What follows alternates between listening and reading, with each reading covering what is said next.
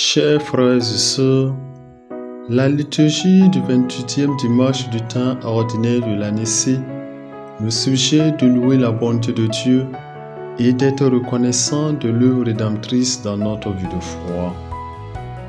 Quelles sont les leçons que l'on peut tirer pour notre vie? La première leçon consiste à contempler l'accomplissement de la bonté de Dieu manifestée par le Christ dans la vie spirituelle. Nous connaissons la valeur de cette invocation spirituelle. Jésus, Maître, aie pitié de nous.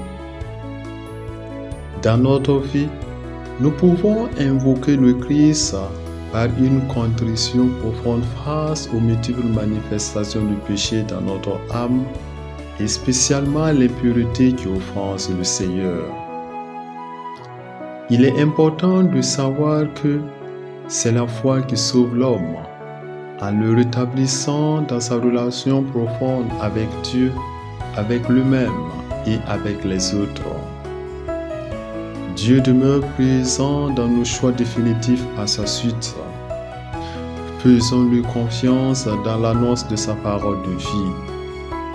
Il faut donc comprendre que la bonne nouvelle annoncée par Jésus a véritablement une portée universelle. Les bienfaits de Dieu sont destinés à tous sans distinction. La deuxième leçon est une interpellation à reconnaître l'action permanente de Dieu dans notre démarche spirituelle pour mieux rendre un culte d'action de grâce à Dieu. Il s'agit d'exprimer notre reconnaissance à Dieu pour le don de la vie, de la santé, de l'emploi, de l'amour, de la foi, de l'espérance et de la persévérance.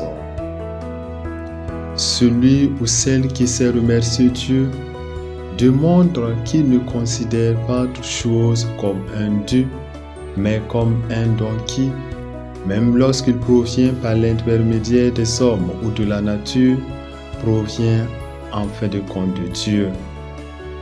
La foi comporte alors l'ouverture de l'homme à la grâce du Seigneur, reconnaître que tout est don, tout est grâce. La troisième leçon est une exhortation à être témoin des merveilles de Jésus dans les quatre pôles de la terre.